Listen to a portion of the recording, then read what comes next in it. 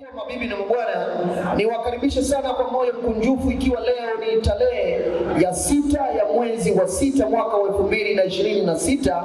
Kipekee leo tunakutana tena wanamala kutoka mkoa wa Geita ambao tunaunda kundi la BUSETA kwa ajili ya kuweza kusherehekea na kupongezana kwa kutimiza miaka mitatu. Tunapozungumzia BUSETA, ina maana tutakuwa tumezilenga wilaya 3 ambazo zipo ndani ya mkoa wa Mara, kwa maana ya Bunda, Serengeti pamoja na Tarime. Nadhani tutakuwa tumeelewana maana halisi. Najua kuna wilaya zingine katibu atakuja kuzitaja na kwa nini waliita BUSETA. Kwa heshima mtadhima, sasa ndugu zangu wageni waliko, mabibi na mabwana, ninataka nimkaribishe mgeni rasmi akiwa ameambatana pamoja na viongozi wa BUSETA ambaye tupo naye kwa siku nzuri ya leo. Na mheshimiwa mgeni wetu rasmi kwa siku ya leo ni meneja wa benki ya Ukombozi ambaye tuko naye katika ukumbi huu mzuri kabisa. Kwa hiyo kwa heshima na taadhima, wageni wote waliko, mabibi na mabwana, kipekee sasa naomba nimkaribishe mheshimiwa mgeni rasmi akiambatana pamoja na viongozi wa BUSETA. Mheshimiwa mgeni rasmi, karibu sana, na leo anakuja kipekee kabisa na bendi kutoka mkoani Mara. Wow! Mheshimiwa mgeni rasmi, karibu sasa.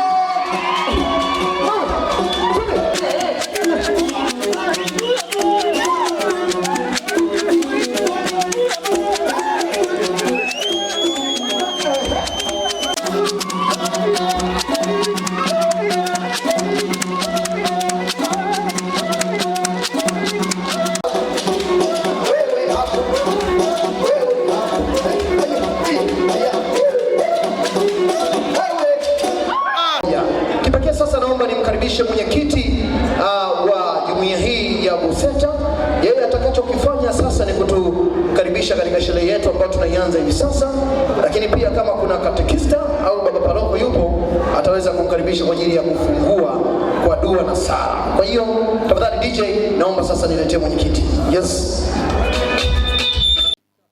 Nichukue nafasi hii kuwashukuru wageni wetu kwa kufika, lakini pia kazi kubwa niliyopewa hapa ni ya kufungua. Kwa kuongea haya maneno sasa hivi natamka rasmi kwamba tumefungua sherehe yetu. Lakini wakati tumefungua sherehe yetu, basi nimkaribishe Mheshimiwa James Wambura. Asante. BUSETA oye! Sijasikia. BUSETA oye! Tushikamane katika shida na raha. BUSETA oye!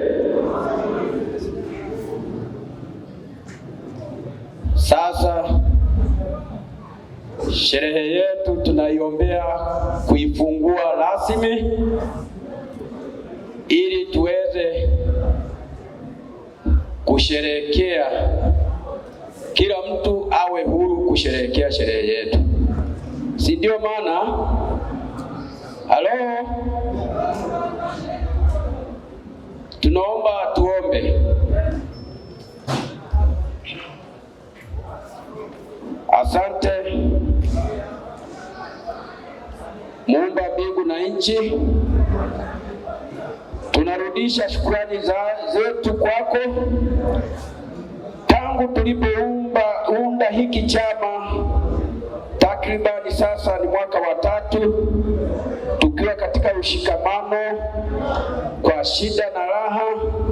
Tumepita katika mabonde, tumekwaruzana kidogo, lakini Mungu umeendelea kutuongoza mpaka hivi tunavyozungumza sasa. Umetupa nafasi kuwa pamoja. Jina lako liinuliwe. Tunaomba sasa, tunapokuwa tunaendelea na hii sherehe, Baba, tunakutanguliza wewe katika sherehe hii.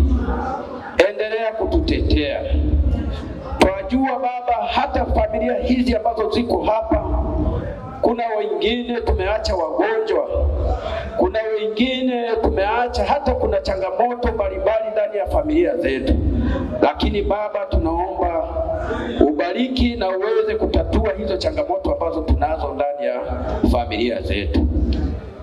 Awali ya yote Bwana muweza yote, na kushukuru sana kwa jinsi ulivyotenda mema mpaka hivi leo. Mimi kuwepo hai ni kwa ajili yako wewe Baba. Nimepitia changamoto nyingi, wana wako wa Buseta hawakuweza kuniacha, wameshikamana na mimi pande zote mpaka hivi tunapokutana leo na kuwa tunasherehekea pamoja.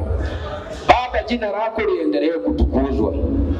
Tazama masaa haya Baba, watu wote tulio hapa kwenye sherehe hii, sio kwa uwezo wetu, bali ni kwa uwezo wako wewe ambaye umeweza kutupatia kibali. Tazama Baba, umetupa kibali toka asubuhi. Tumepita katika nyanja mbalimbali, tumeenda hata katika hospitali kuona watu wako ambao ni wagonjwa. Baba, kwa kile ambacho kidogo umetubariki, tumeweza kuwapa na waweza kutoa msaada kwa watu wote ambao ni wagonjwa Baba. Baba, haukuishia hapo, ukatupeleka mpaka kwa kituo cha watoto yatima. Wale watoto Baba ni wahitaji, hawana wazazi. Pia Baba, tukafanya sehemu yetu. Hiyo yote sio kwamba ni sisi tulikuwa tunafanya hivyo, bali ulituongoza wewe kufanya hivyo. Kwa kuwa umetuongoza wewe kufanya hivyo, na bado Baba ukaweza kuturudisha hapa, tukashikamana na familia zetu kufika mpaka kwenye ukumbi huu. Tumefika ndani ya ukumbi huu kwa neema yako wewe Baba. Endelea kutulinda. Tunaombea sherehe hii iwe ya amani, furaha, kila kitu Baba kitakachokuwa kinatokea ndani ya ukumbi huu kiwe na cha furaha Baba. Tunamkaribisha pia na mgeni wetu Baba, umulinde. Endelea kuwa naye mgeni ambaye tumeweza kumwalika hapa Baba, mbariki pamoja na familia yake. Hata yale maneno atakayokuwa na yatamka juu ya chama hiki yawe ni chachu kwako Baba wewe. Na viongozi wetu wote wa Buseta Baba ambao wameweza kuongoza ndani ya miaka mitatu, endelea kuwabariki Baba. Hata familia zao pia uzibariki. Hata shughuli zao ambazo Baba wanaendelea kuzifanya, endelea Baba kuwa nazo pamoja na endelea kuzibariki. Tazama Baba, masaa haya sisi kwetu tunayaona Bwana ni mengi, lakini kwako wewe unayahesabu ni machache, kwa sababu wewe ndio unayetuongoza Baba. Tunakuomba, kuna bendi ambayo imeweza kutoka, ambayo Baba inatutumbuiza, imetoka wilaya ya Tarime Baba, imeacha familia zao. Bendi hii Baba, pamoja na watu wote ambao wameambatana nao, endelea kuwalinda, endelea kulinda na familia zao. Sisi sote kwa ujumla Baba, tunasema sasa tunakabidhi familia zetu zote mikononi mwako. Lolote litakalotokea litokee chini ya mapenzi yako. Tunaomba hayo machache kwa kupitia mwanao Yesu Kristo. Amen. Asante sana, makofi mengi tafadhali. Asante. Kipekee Mheshimiwa mgeni rasmi, naomba nitambue uwepo wa kiongozi wetu wa kata ambaye hivi sasa amekwisha kukaribia ndani ya ukumbi wetu, Mheshimiwa Ruben Emmanuel Sagaika, ambaye kwa sasa naona kamati ya mapokezi inampokea, na tafadhali sasa aweze kuongozwa na kuelekea katika eneo ambalo wameweza kuandaliwa. Lakini Mheshimiwa mgeni rasmi ambaye ni Deus Mwita, meneja wa Benki ya Ukombozi hapa mkoani Geita, kiukweli kipekee kikundi cha Buseta leo hii wamekuwa na ratiba nzuri na wamekuwa na ratiba ya kipekee tangu pale asubuhi. Tumeshuhudia wakifanya mambo mbalimbali ambayo sipendi tukuendelea kuyataja, lakini yamekuwa ni mambo ya kumtukuza Mungu. Lakini kiupekee kabisa, mheshimiwa mgeni rasmi, leo hii kikundi hichi kinaadhimisha miaka mitatu au kinatimiza miaka mitatu tangu kimeanzishwa hapa na kuasisiwa ndani ya mkoa wetu wa Geita. Ni kikundi ambacho kiukweli kimekuwa ni kikundi chenye utulivu, kikundi ambacho kinahimiza amani, kinahimiza mshikamano na kinahimiza umoja. Lakini pia ni kikundi ambacho mbali na kwamba na mimi nimejitungia tu nikasema asilimia kubwa ya leo tunaweza tukasema tuwape asilimia 97, lakini zile 3 tunazipeleka kwenye makabila mengine ambayo wameungana pamoja na wazaliwa wa mkoa wa Mara. Leo hii mheshimiwa mgeni rasmi, tumeshuhudia vyakula vingi vya asili. Tumekula ugali mwekundu, lakini pia uji wa mafuta ya ng'ombe ulipatikana, bila kusahau busara au togwa. Na mzee wangu mzee Nyange aliwahi kuniambia kwamba Maduka, ukinywa hii busara na maneno yako yanakuwa ya busara. Na nimegundua ndugu zanguni, tuendelee kunywa busara kwa wingi na maneno yetu yatakuwa ya busara.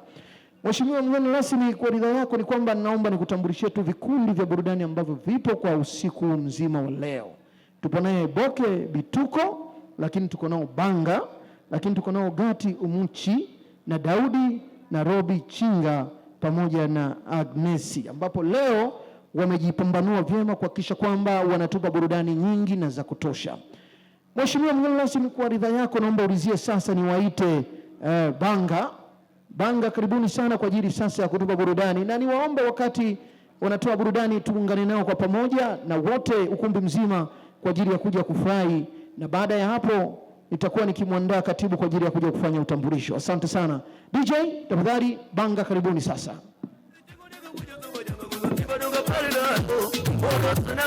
Ruben Emmanuel Segaika, karibu sana, na leo ni special day kwa ajili yako, ikiwa ni siku yako maalum kabisa ya kumbukizi ya kuzaliwa. Kwa hiyo tunao furaha kuweza kujumuika na wewe. Karibu sana mheshimiwa diwani. DJ, wakati wanaweka mitambo sawa, basi ni waombe ndugu zangu wageni walikwa wote kwa pamoja tuweze kuja hapa mbele, tuje tufurahi, tucheze, tukimtukuza Mungu kwa neema kubwa ambayo ametupa, na leo hii tumeungana tena kwa pamoja. Asante DJ.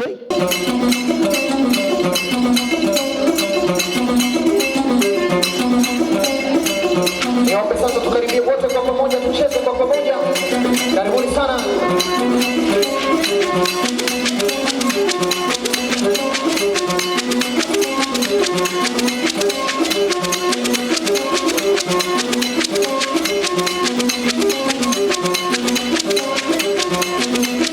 Ndugu zangu wakuja, karibuni sasa. Tuje. Tuje wewe. Wapi Peter Mlemi? Wewe.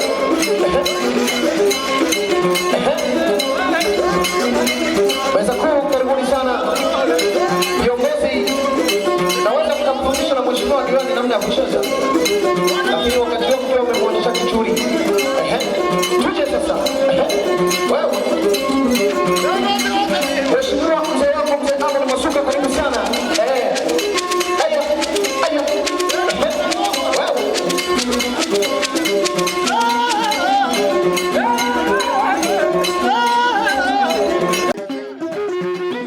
Karibuni sana, karibuni, tuendelee. Ruksa kuwatunza. Ruksa kuwatunza.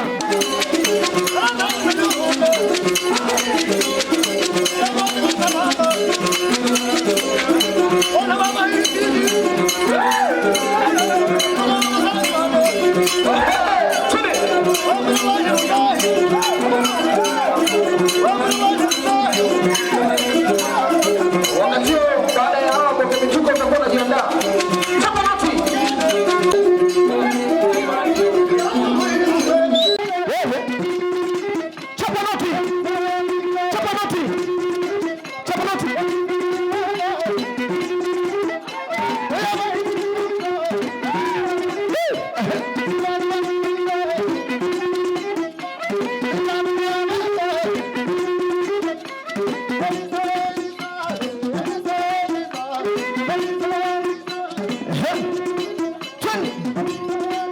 Asante sana, mgeni rasmi anawatunza. Wewe Wapi mheshimiwa diwani?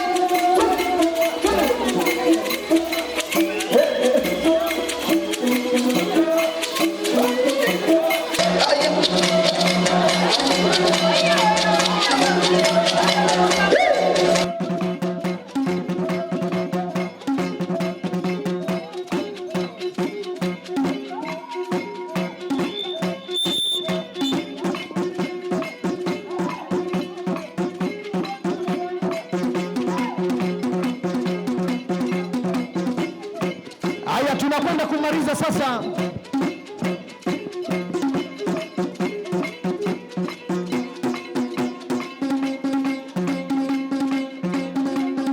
Haya, wakati huo Boke Bituko anajiandaa tupate ladha tofauti tofauti. Wewe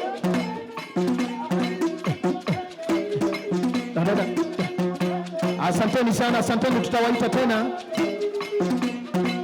Asante Boke Bituko, karibu.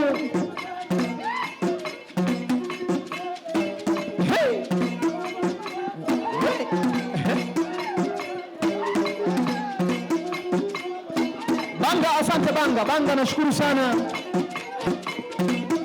Banga, nashukuru sana, asante Banga.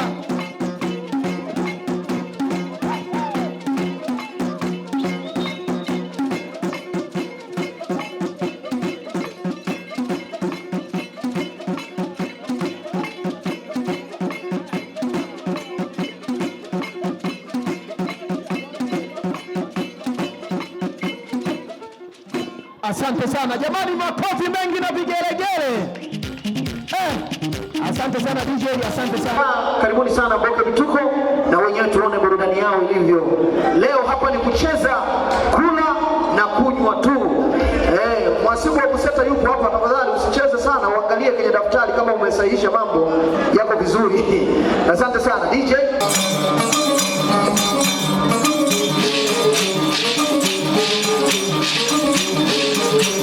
Sasa ni zamu ya Peter Mlevi kuongoza kundi lote. Peter Mlevi nenda kamkaribisha na mzee Abudu Masuka uje naye hapa. Wewe. Twende.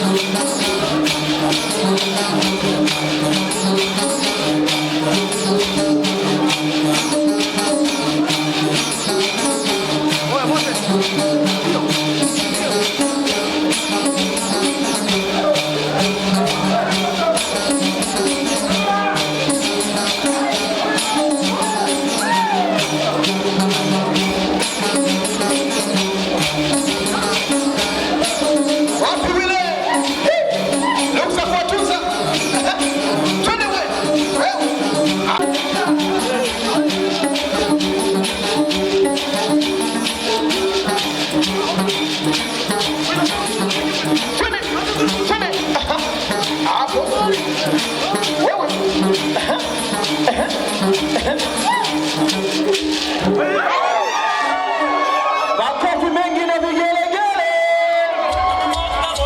Asante sana ndugu yangu Amosi kwa ajili ya kuweza kutambulisha crew nzima ambayo tuko nayo hapa kwa siku njema ya leo. Karibu sana katibu. Sauti ya Buseta. Sauti ya Buseta, tushikamane katika shida na raha. Sauti ya Buseta, tushikamane katika shida na raha.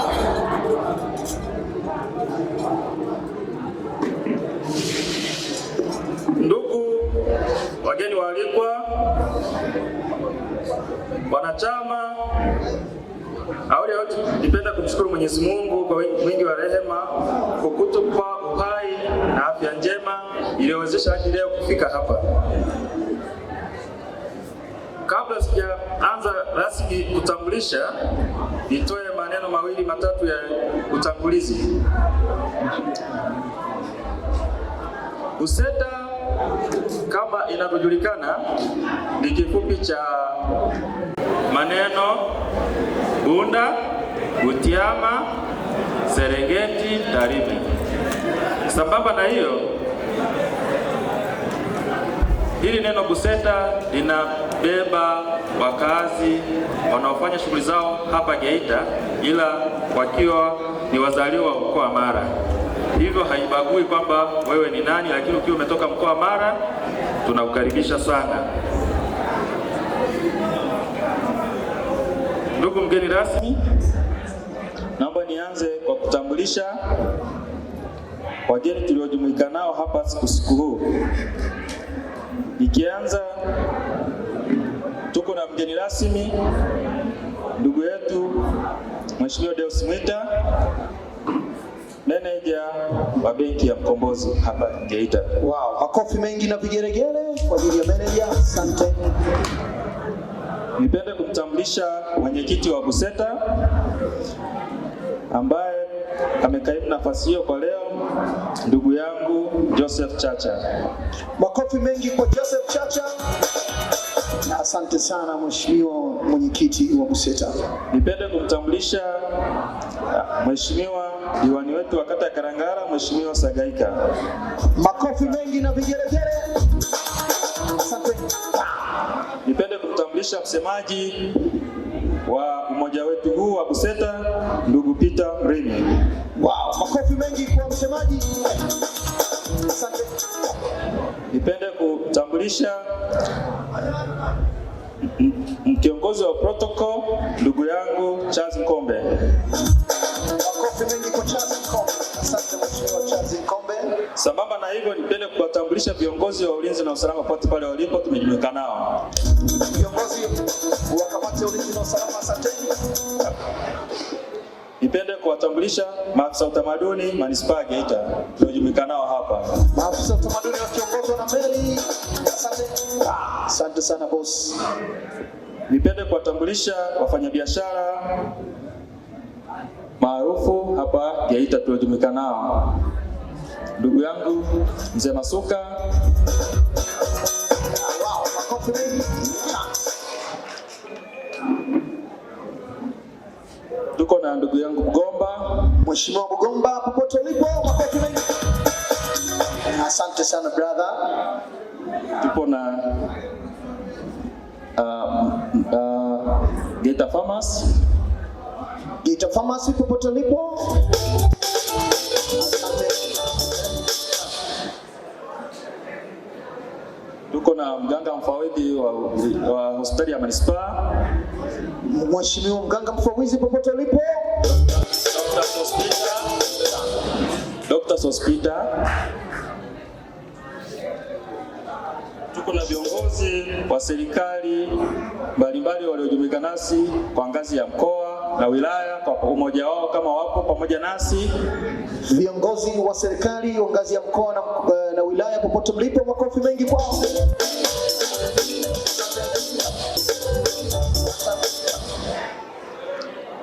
Kabla sijamaliza, tunao kwenye sherehe yao wana BUSETA wote pamoja kwa umoja wao walipo, wasimame wapunge mikono. Wow, makofi mengi na vigelegele kwa wana BUSETA wote. Punga, punga, punga, punga, punga. Ikumbuke kwamba wana BUSETA tulianza mwaka 2023 ikiwa watu 45, lakini kwa sasa hivi tuko wanachama 86, tunakaribia 100. Swala la kujipongeza. Wow, makofi mengi na vigelegele. Asante sana. Mabibi na mabwana, Ambaye ninaongea hapa naitwa Amos Samuel, ndiye katibu wa umoja huu tangu ulipoanzishwa mwaka 2023 mpaka sasa tunaendelea kutumikia.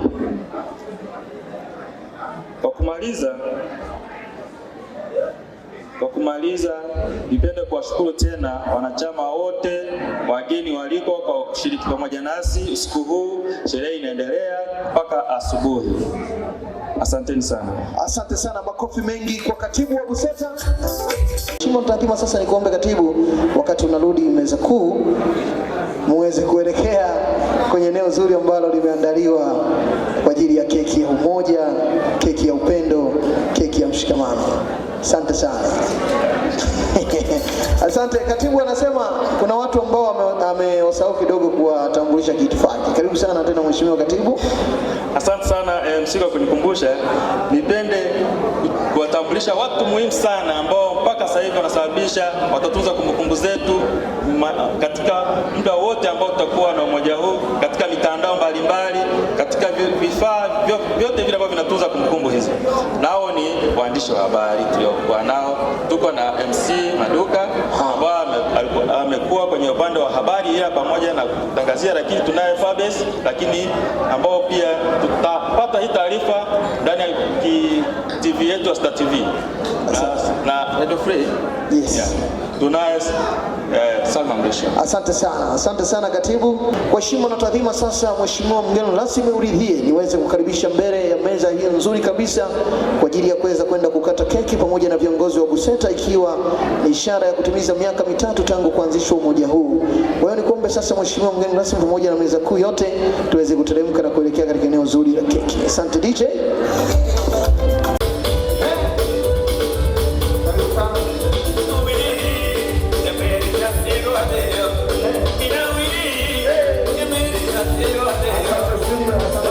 Mama Mukire, mbona tunakuita sana mama? Au kutumia litreki? Asteria, tafadhali naomba tuje sasa. Mama Mukire naona sasa atakuwa bado yuko mbali. Studio sasa, naamini meza yangu itakuwa imependeza. Sasa nikuombe Mama Mukire ufanye kitu kimoja mama. Unaiona ile keki ile hapo mbele yetu. Hebu naomba uliandaa vizuri, ufungue huo mfuko na baada ya hapo tuende tukakate keki. Asante studio.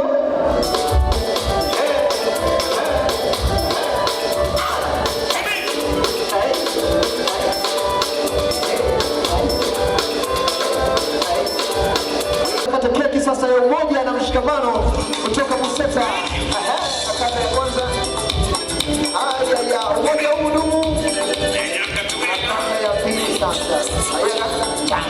Asante. Sasa nikuombe kwa heshima na taazima mama yangu uweze kuandaa tu vipande tudogo cha keki, na baada ya hapo twende sasa tukare keki. DJ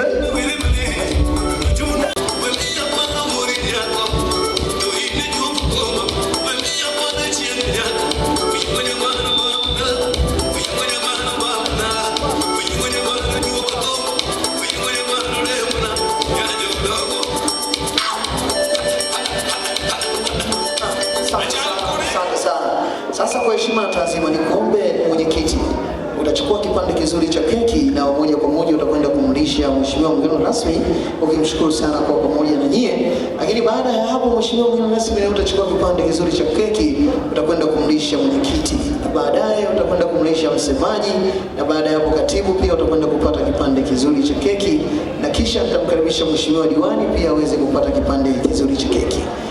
Karibu sasa mwenyekiti. DJ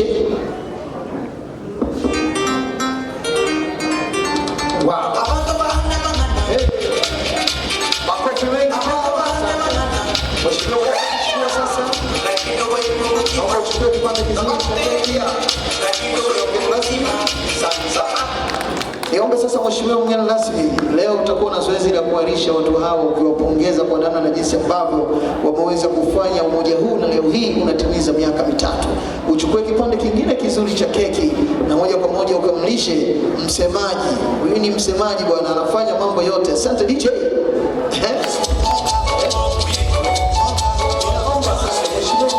Sasa niombe uchukue kipande kizuri cha keki na moja kwa moja ukamlishe katibu. Na sifa ya watu ambao wanavaa miwani inamaanisha walisoma sana, wageuza na kibao, ndio maana wameamua wavae miwani. Asante DJ.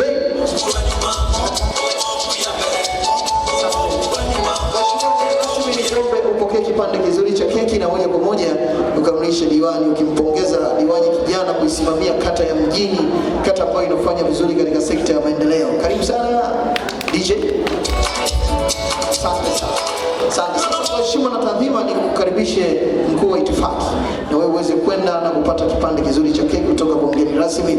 Na nikukumbushe tu kwamba mgeni rasmi ni meneja wetu wa ukombozi. Inawezekana leo kula hii keki, kesho ukienda kuomba mkopo wakakupa mkopo. Asante, makofi mengi. Asante sana. Mheshimiwa mgeni rasmi, uchukue kipande kizuri cha keki na moja kwa moja ukamlishe afisa utamaduni ambaye naamini ndio anawakilisha halmashauri na viongozi wengine wa halmashauri. Karibu sana.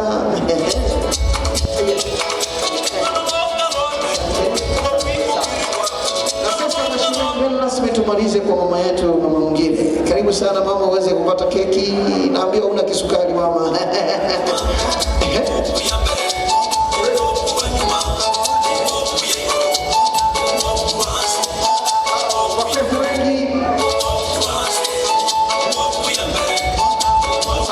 Asante sana. Mheshimiwa meza kuu, kabla mjaelekea kwenda kuketi, nataka tumalize zoezi zuri tu la kugonga champagne. Hapa mbele yetu kuna champagne nzuri ambazo zimeandaliwa. Na leo hii kipekee kabisa, kwa heshima kipekee, naomba nimkaribishe mwenyekiti pamoja na katibu wake. Wao ndio watashiriki zoezi zima la kutufungulia champagne. Tafadhali mwenyekiti na katibu, karibuni sasa. DJ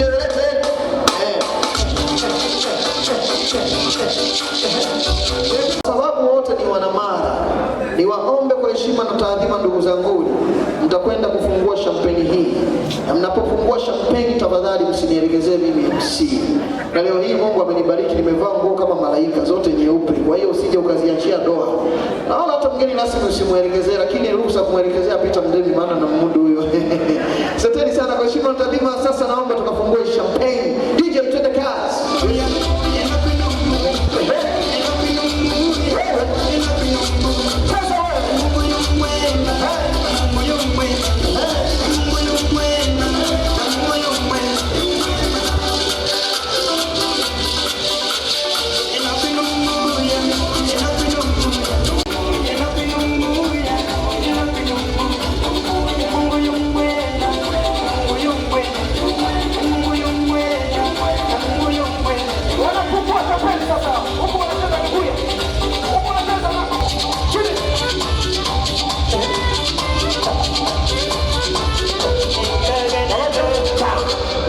Hiyo, asante sana, asante sana, asante we. Haya, sasa nakwenda ya pili. Hapo sasa, kimbembe kipo ndugu zanguni.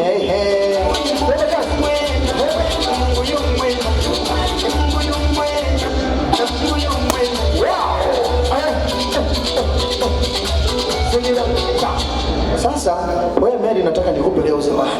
Kiukweli nikisema mimi nigeuke kuwa Salama Jabiri, wewe umefanya kazi kubwa sana. Sasa nataka nikupe leo zawadi nzuri kabisa, sawa eh? Na hii zawadi utadumu nayo milele na milele. Sasa ndugu yangu, ukiwa unakwenda huko GGM, unapoenda GGM unatembea kwenda huko eti, unapokuwa mkono huu wa kwanza, ni ofisi gani kubwa ya serikali unakutana nayo ambayo inahusiana na masuala ya ulinzi na usalama? Central Police Sasa kuanzia leo tarehe 6 ya mwezi wa 6, kile kituo mimi ninakupa kinakuwa ni mali yako, zawadi yako. Makofi mengi na vigelegele kwa ajili yake.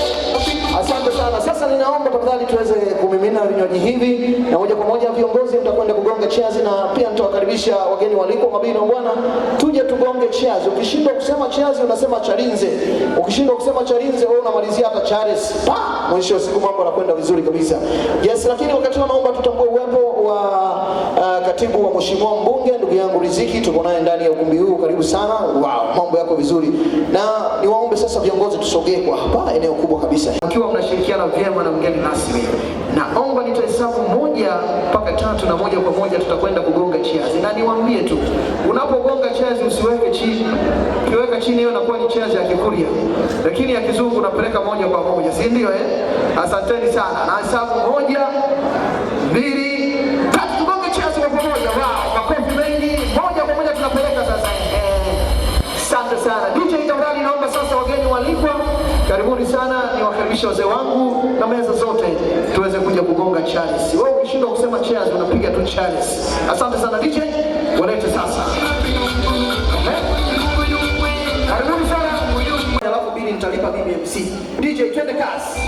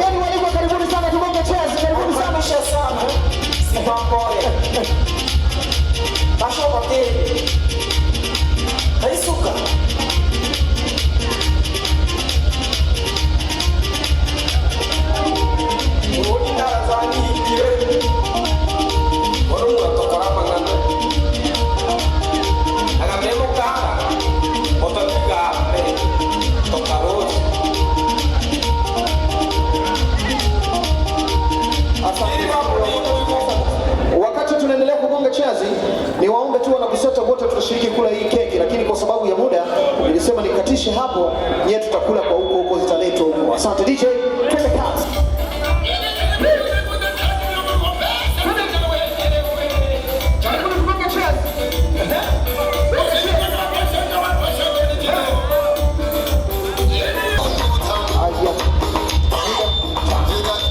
Asante sana. Niombe sasa kwa heshima mtaadhima meza kuu tuweze kurejea katika eneo letu zuri la high table, na baada ya hapo nitawakaribisha Lexon Comedian kwa ajili ya kutoa show ambayo mliandaa kwa leo. Asante meza kuu, karibuni sasa high table. Lexon Comedian. Asante sana. Ndugu njoo hapa. Ona sema mimi natekesha. Na niko na Wakuria nisipotekesha. Na nitakuona waajabu. Nimetoka kule Moshi. Bana, sisi kule Moshi tunaamini sisi ndo kila kitu. Masuala kama haya tunahisi kwamba tumeyamaliza kule Moshi. Kumbe watu wa Buseta bana wako vizuri. Jipigie makofi jamani. Wow, makofi kwa Buseta. Zamani sisi Wachaga ndo tulikuwa wabaini, sasa hivi hatuna ubaini wowote. Yaani unaweza ukaniomba mimi hela. Switch naomba nisaidie shilingi 10,000. Nakwambia hauna 8,000 nikuongezee 2,000. Zamani hata hiyo 2,000 tulikuwa tuongeze. Niko hapa kukuletea tu mchekeshaji. Mimi kwa usi wangu huu na huu nene nitakuchekeshea wapi? Ladies and gentlemen, brother and sister, allow me to introduce to you best comedian. Huyu anaigiza sauti za viongozi mbalimbali, anaitwa MC Alman. Piga makofi kwa Alman mzalendo wewe. Alman mzalendo wewe. Anatoka left side. Alman mzalendo. Karibu sana mheshimiwa. Asante sana. Njoo hapa, njoo. Jamani, ruhusa kuwatunza Ukicheka sana ukajihisi namna gani, unaruhusiwa kuwatunza. Sawa mheshimiwa. Kwa bodyguard. Mimi na huyo usi. Ndio. Naomba niende kule. Kutoka hapa. Wakuria habari. Amangana Mbuya. Naomba niigize sauti ya baba wa taifa kwa sababu ndio natoka kule nyumbani. Au mnasemaje? Piga makofi kama unakubali. Sauti ya Mwalimu Nyerere alikuwa akiwaambia haya Wakuria alipokuwa Mara. Nataka niwaeleze wana Mara.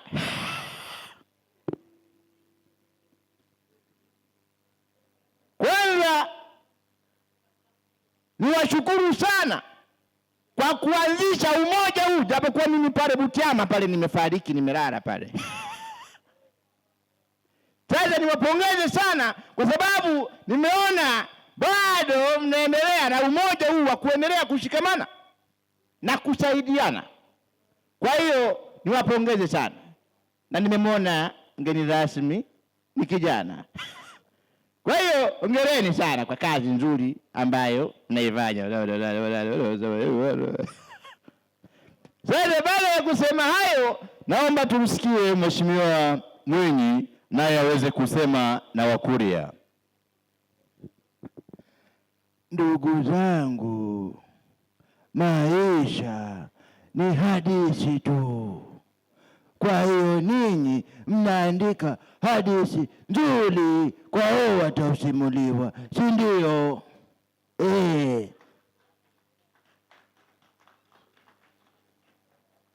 Sasa baada ya Mwinyi tumsikie Mheshimiwa Jakaya Mrisho Kikwete naye aweze kuzungumza na Wakuria.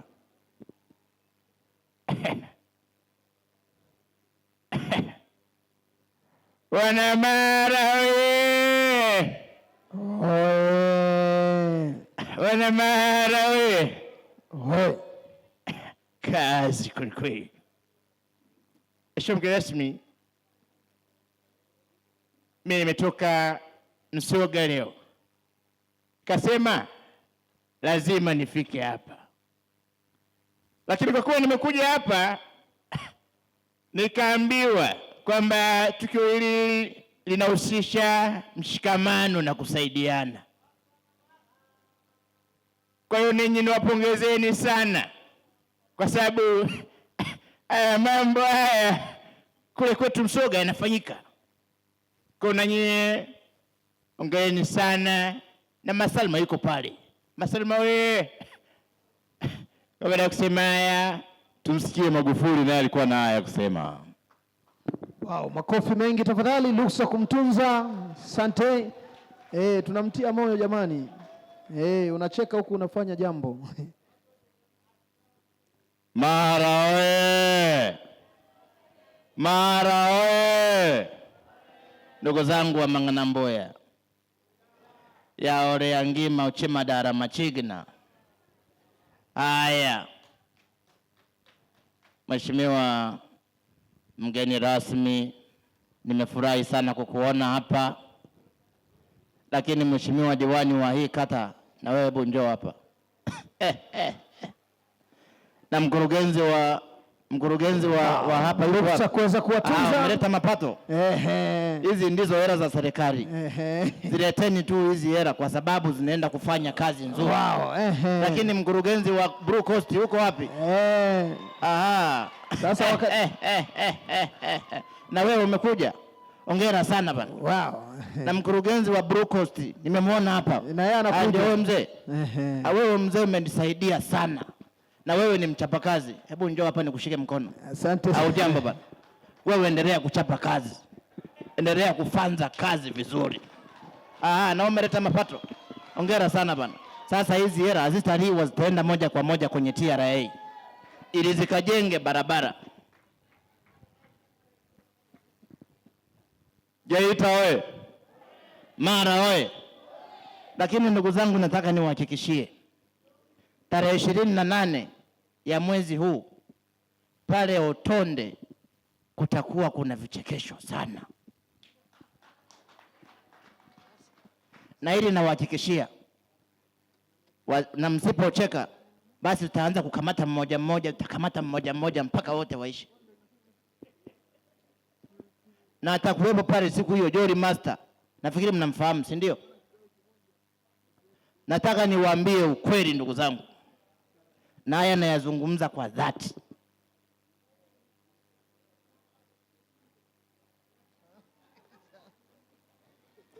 Na kwa sababu msema kweli ni mpenzi wa Mungu, na ndiyo maana nawaeleza hapa. Mheshimiwa mgeni rasmi aliponiambia kwamba ni wewe atakuwa mgeni rasmi, nikasema huyo excellent. Sikutaka hata kuuliza mara mbili, na ndiyo maana nimefanya ziara ya kushtukiza hapa.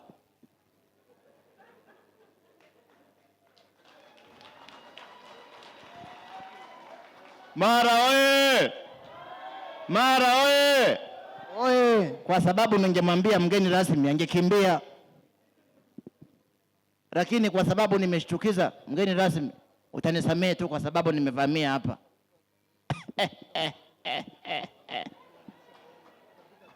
Naona mnaniletea mapato. Leteni tu. Asante sana ndugu zangu, ruksa kuweza kumtunza. Wow, mnaleta mapato. Ruksa kumtunza. Sawa. Nashukuru sana. Sasa baada ya kuzungumza haya, kulikuwa kuna viongozi wengine wakaniomba na wao wazungumze. Tumsikie Mheshimiwa Majaliwa, Kassim Majaliwa. Na yeye alikuwa hapa akizungumza.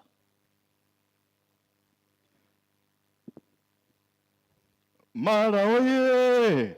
Oye! Mara oye! Mara oye! Lakini jambo hili kimsingi lazima niweze kusema na hakika kwamba mmefanya kazi nzuri sana, lakini nataka niwapongeze kwamba Mheshimiwa mkuu wa mkoa naye nimeambiwa yuko kule, lakini hapa naona kuna mwakilishi hapa. Kwa hiyo hongereni sana kwa kazi nzuri ambayo mmefanya. Hongereni sana. Pigeni makofi kwa hilo. Wow.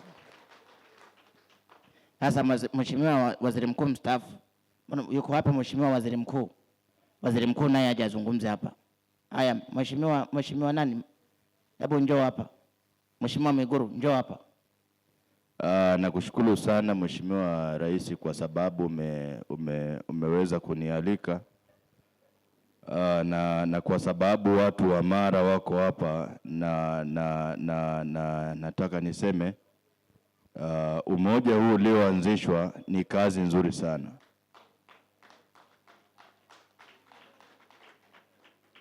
Sasa baada ya kusema haya, tumsikie Mheshimiwa Samia Suluhu Hassan, naye tumsikie.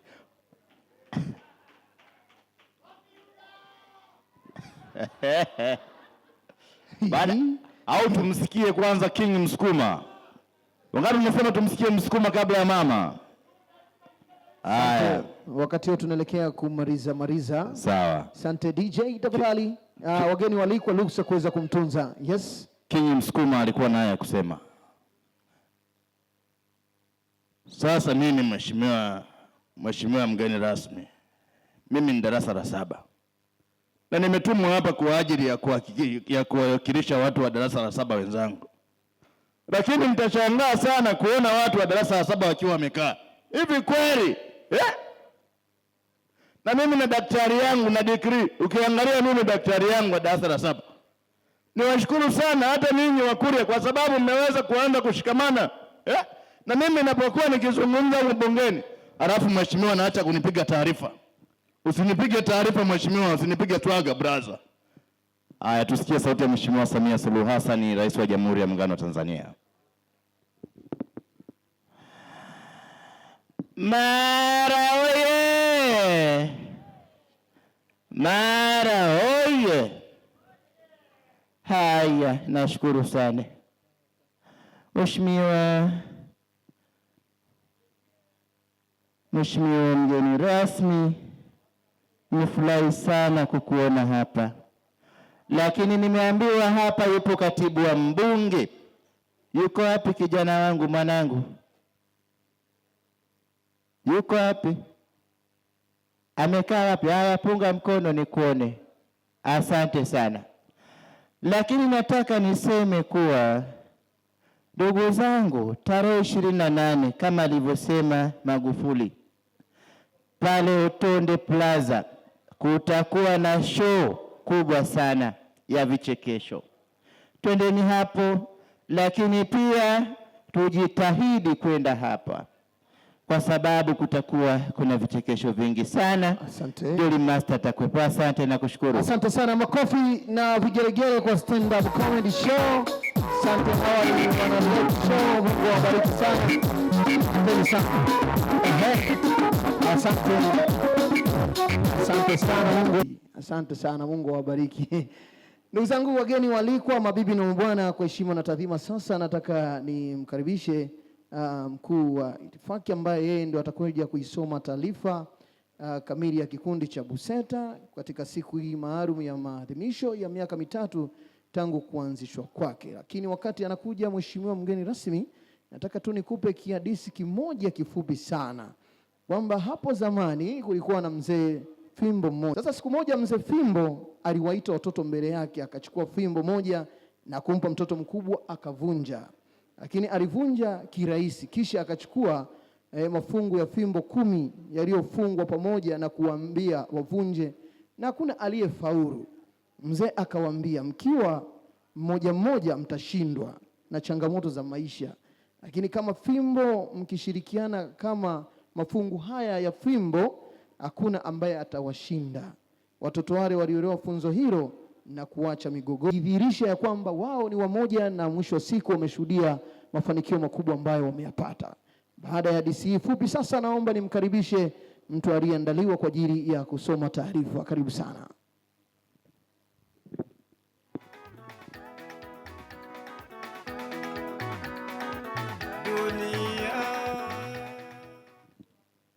Taarifa ya kikundi cha Buseta siku ya adhimisho la miaka mitatu tangu kuanzishwa kwake, inayosomwa usiku huu wa leo tarehe 6 mwezi wa 6 2026 katika ukumbi wa Frizoni mjini Geita. Mheshimiwa mgeni rasmi, ndugu Deus Mwita, mkurugenzi wa Benki ya Mkombozi, Mheshimiwa mwenyekiti wa Buseta, waheshimiwa viongozi waandamizi wa Buseta na kamati mbalimbali, Mheshimiwa sana afisa utamaduni wa manispaa ya Geita, Mheshimiwa diwani wa kata ya Karangarara ndugu yetu Ruben Sagaika, waheshimiwa viongozi wa halmashauri na viongozi mbalimbali wa kata mliopo na mitaa,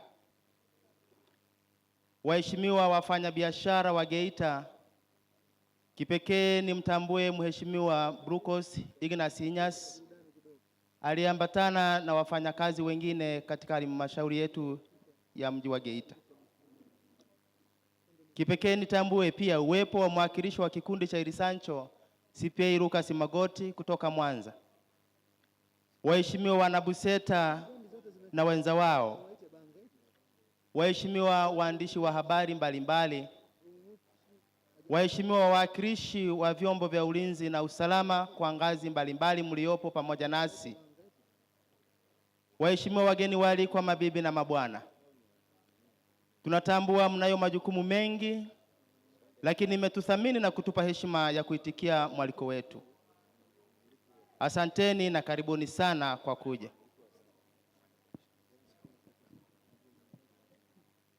Napenda kuwakaribisheni katika ukumbi huu wa Frizon usiku wa leo, ambapo tumefurahi kuwaona waheshimiwa wafanyabiashara kama nilivyosoma hapo mwanzo kwenye utangulizi huu. Nimemtaja Brucos kama miongoni mwa wafanyabiashara hapa Geita, pamoja na wageni wengine mliokuja kutuunga mkono katika tukio hili muhimu kwetu. Mheshimiwa mgeni rasmi, leo ni siku muhimu na maalum sana kwetu ambayo haiwezi kufutika katika kumbukumbu zetu tunapoadhimisha sherehe ya miaka mitatu tangu kuadhimishwa kwa umoja wetu. Usiku huu ni mwanana kwa jamii ya Wakurya wa mkoa wa Mara tunaoishi hapa Geita. Ndugu wapendwa, tumekutana leo kwa ajili ya kumshukuru Mungu kutujalia heri na baraka zake tangu kikundi kilipoanzishwa. Na pia tumekusanyika kujipongeza na kutafakari safari yetu ya mwendo wa miaka mitatu. Tukumbuke, tunapohitimisha safari hii leo ndio mwanzo wa safari nyingine. Mheshimiwa mgeni rasmi, kikundi kilianzishwa tarehe 1 mwezi wa 4 2023 kikiwa na wanachama 45. Idadi ya wanachama imekuwa ikiongezeka mwaka hadi mwaka, ambapo hadi sasa kikundi kina wanachama 86 na tunategemea kufikia wanachama 100 ifikapo mwishoni mwa mwaka huu, kutokana na watu wengi kuvutiwa na kuomba kujiunga na umoja wetu. Ndugu mgeni rasmi, neno Buseta ni kifupi cha maneno Bunda, Butiama, Serengeti na Tarime. Hata hivyo, neno Buseta limebeba jamii yote ya Wakurya wa mkoa wa Mara bila kujali wilaya wanazotoka. Kauli mbiu yetu ni kushikamana katika shida na raha.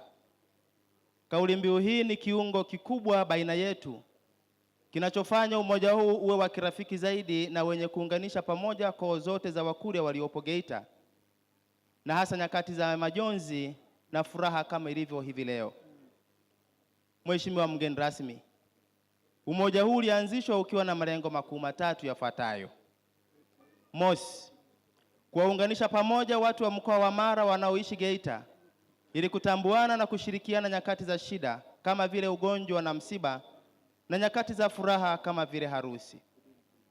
Mbili, ni kulinda, kuenzi, kuhifadhi na kurithisha tamaduni nzuri za jamii ya mkoa wa Mara kwa faida ya vizazi vya sasa na vijavyo, kama vile ngoma, chakula na lugha. Kikundi vile vile kinalenga kuwa chachu ya maendeleo kwa jamii nzima ya Geita kwa kushiriki masuala ya kijamii.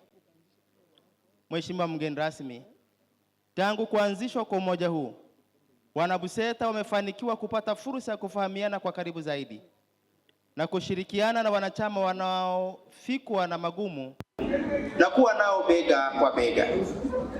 Vile vile katika nyakati za raha tumeshikamana na kufurahi na wenzetu. Ni rai yetu kuendeleza adhima hiyo kwa ustawi wetu na jamii nzima. Ndugu mgeni rasmi, mabibi na mabwana, katika kutekeleza moja ya malengo yetu, tukiongozwa pia na maandiko matakatifu katika kitabu cha waraka wa kwanza wa Mtume Petro, na nukuu, kila mmoja wetu amhesabu mwenzake kuwa bora kuliko nafsi yake. Naye Mtume Yohane katika waraka wake anasema, mtu akisema anampenda Mungu ili hali anamchukia ndugu yake, mtu huyo ni muongo. Mafundisho haya Buseta inayoweka katika matendo leo, ambapo miongoni mwetu tunaye mwanachama aliyepatwa na changamoto ya kupata maradhi yaliyopelekea kukatwa mguu. Kama sehemu ya mchango wetu kwake kama kikundi kimemnunulia mguu bandia wenye thamani ya shilingi za Tanzania milioni 3. Na sasa mwenzetu anaweza kutembea kwa miguu miwili kama watu wengine, na hii ndiyo dhima ya kikundi hiki na yuko miongoni mwetu. Ndugu mgeni rasmi, hiki ni kilele cha hafla hii ambayo awali ilianza kwa kuwatembelea watoto yatima katika kituo cha kulelea watoto yatima cha Moyo wa Huruma kilichopo jimboni Geita, na kutembelea wagonjwa katika hospitali ya manispaa ya Geita kwa kutoa msaada wa mahitaji mbalimbali kwa wagonjwa. Na hata hivyo, wanakikundi tuliandaa chakula cha mchana na kula pamoja na watoto wa Moyo wa Huruma. Hii ni kuashiria kuwa kikundi cha Buseta sio tu cha kusaidia Wakurya tu, bali pia kinatambua uwepo wa makundi mengine ya kijamii. Mheshimiwa mgeni rasmi, mabibi na mabwana, tukio la leo litumike kuwahamasisha Wakurya na jamii yote ya mkoa wa Mara kuongeza mshikamano na kujitokeza kujiunga na kikundi hiki, kwani wao wenyewe ni mashuhuda. Wakati wa matukio ya changamoto zinapojitokeza, huwa tunashikamana katika kutatua tatizo kwa pamoja. Leo ninapaswa niwaulize baadhi yetu ambao sio miongoni mwa wanakikundi, hivi ingekuwaje kama Mguswa angekuwa sio mwanakikundi? Hili swali anapaswa kujiuliza kila mmoja wetu, na jibu halikuepeki kuwa umoja na mshikamano ndio mwarobaini dhidi ya utengano. Mheshimiwa mgeni rasmi, kikundi kinatarajia siku moja kuwa kampuni ambayo inaweza kutoa huduma za kijamii kama vile elimu, afya na maendeleo ya jamii. Kikundi kiko kwenye mpango wa kununua gari aina ya Tata ambayo itasaidia kusafirisha wanakikundi hasa tunapopatwa na msiba na katika ziara mbalimbali. Hitaji la gari ni shilingi milioni 130. Katika kutatua changamoto hii, mpaka sasa kiasi cha shilingi milioni 34 zimekwisha kusanywa. Ndugu mgeni rasmi, tunawasihi sana Wanabuseta wote kuishi moto wetu ambao unalenga mafanikio kwa maendeleo endelevu ya umoja wetu. Mheshimiwa mgeni rasmi na wageni wote walikuwa, mabibi na mabwana, tunawashukuru tena kwa kuja kuungana nasi. Tunatambua thamani yenu na heshima mliotupatia usiku wa leo. mmeifanya sherehe yetu kufana na mmekuwa faraja kubwa kwetu. Hii inadhihirisha kwamba Buseta inafungamana na watu ndio nyinyi. Tunawatakia kila laheri wageni wetu na washiriki wote mlioko pamoja nasi. Tunatamani muendelee kukaa nasi hadi mwisho. Asanteni sana kwa kuja na karibuni tena mpatapo mwaliko wetu. Tazama inavyopendeza ndugu kukaa pamoja kwa umoja. Asanteni kwa kunisikiliza. Asante sana, makofi mengi na vigeregere kwa taarifa hii ya umoja wa Buseta. Ni kweli usiopingika kwamba wameendelea kufanya shughuli nzuri, ikiwa ni pamoja na kusaidiana kwenye shida, kwenye starehe, kwenye raha, na kipekee kabisa ni washukuru mmoja wa wazaliwa kutoka mkoa wa Mara ambao wanaungana kwa pamoja mkoa wa Geita. Wao walishawahi kuniteua mimi moja kwa moja, wakanipitisha shughuli zao zote, mimi ndio waga ni MC. Kwa hiyo Mungu awabariki sana wana Buseta. Mheshimiwa mgeni rasmi, sasa naomba uridhie wakati ukitafakari taarifa hii ambayo imesomwa mbele yako. Na wakati huo, kabla sijamkaribisha mwenyekiti wa umoja huu wa Buseta kwa ajili ya kuja kukaribisha wewe na yeye kutoa maneno mafupi, naomba uridhie kipekee sasa niwaite Banga watakuja kutupa tena burudani nyingine, na baada ya hapo nitamleta kwenu mwenyekiti ambaye yeye atafanya jambo moja la kuzungumza, na baada ya kuzungumza atakukaribisha wewe Mheshimiwa mgeni rasmi kwa ajili ya kuja kuzungumza. Lakini wakati huo naomba nitambue uwepo wa ndugu yangu ambaye ni mchimbaji mdogo kutoka hapa mkoani Geita, brother Colonel Simba. Karibu sana katika afra hii ya wana Buseta. Asante sana, nimekuona, karibu sana. Kwa sasa niwakaribisha sasa Banga, tafadhali karibuni sana ili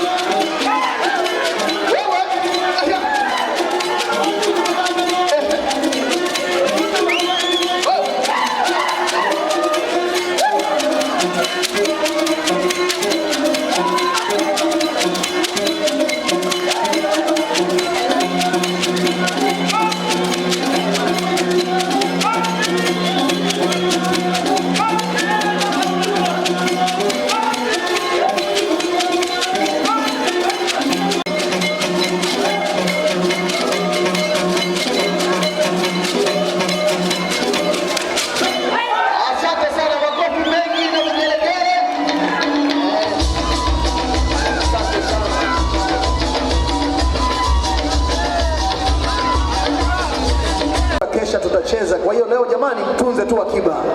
Bado tunaendelea na burudani. Burudani zipo nyingi za kutosha kwa ajili ya siku special kabisa, siku ya Buseta, na hii imeandaliwa kwa ajili yenu wanachama wa Buseta, lakini pia wana mkoa wote wa Mara ambao tupo mkoa wa Geita kwa ajili tu kuhakikisha kwamba tunapata burudani nyingi na za kutosha kabisa. Asante sana ndugu zangu wageni walikwa, mabibi na bwana, kwa heshima kubwa, mheshimiwa mgeni rasmi, sasa ninaomba nimkaribishe mwenyekiti wa kikundi hiki cha Buseta. Atakachokifanya mwenyekiti, utakuja kutoa neno, lakini pia utaweza kumkaribisha mheshimiwa mgeni rasmi. Najua na ninafahamu nyie waga ni amri na ni sheria, lakini samani mwenyekiti amesimama, tuwe naye pamoja. Mwenyekiti, hebu rudia sauti ya Buseta. Sauti ya Amina. Mheshimiwa mgeni rasmi, nami niungane na viongozi wenzangu tambua uwepo wa marafiki wakubwa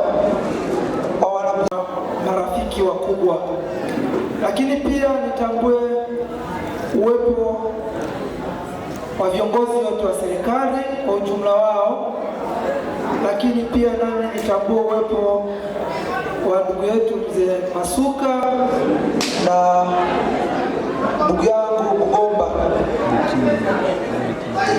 na pia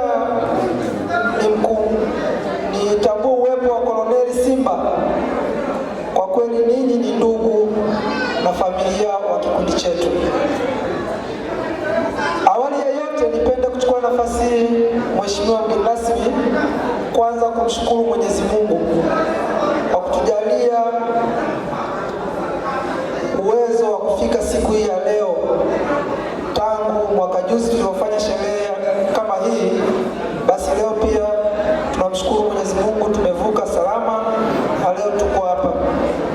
Lakini pia nichukue nafasi hii kumshukuru sana mwenyekiti wangu mzee Juma Nyangi. Niwaombe kabisa wanakamati tumpongeze mzee wetu kwa vigelegele na makofi. Wanabuseta, makofi mengi na vigelegele kwa mzee wetu. Piga vigelegele hapo mko. Mzee wetu huyu kwa kweli ametubeba kwa mengi, lakini kwa sababu zilizo nje ya uwezo wetu tumeshindwa kuwa naye leo. Ni kwa sababu ya majukumu tu ya kifamilia na mambo mengine.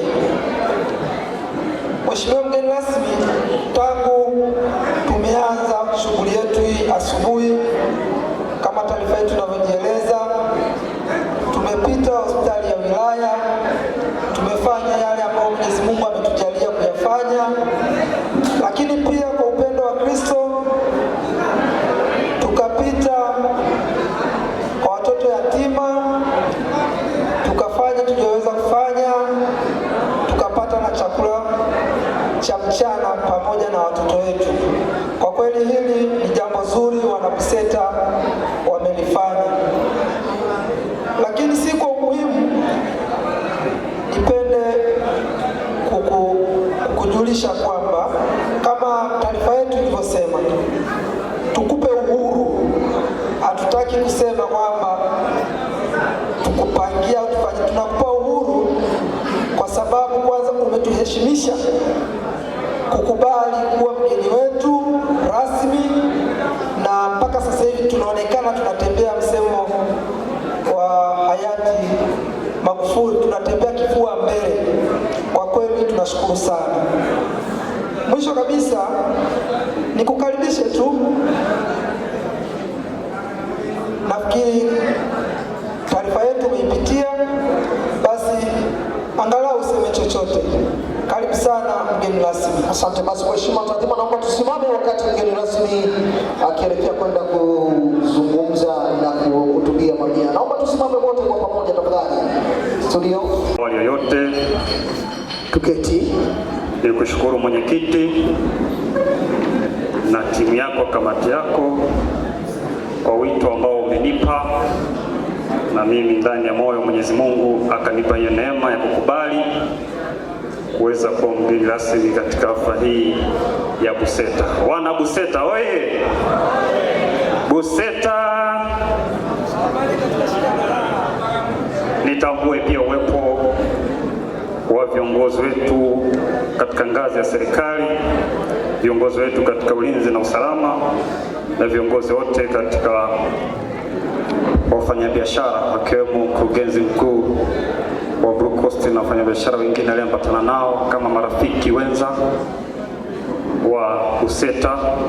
Niwashukuru sana kwa nafasi hii ambao umenipa kuweza kuwa pamoja nanyi. Nami niseme neno moja kama si mawili, alafu mwisho nitamalizia kile ambacho na kofia nyingine nilionayo.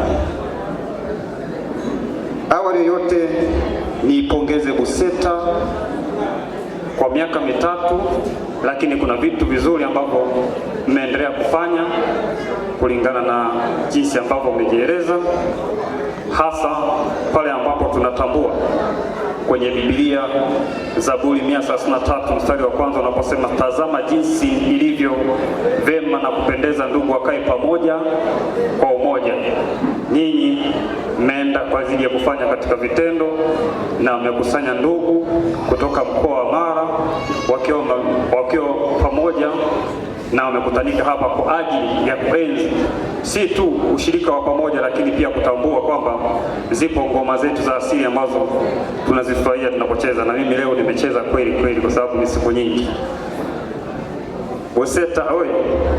Lakini pia niwashukuru kwa jinsi ambavyo mmejitoa kutembelea watu wenye mahitaji.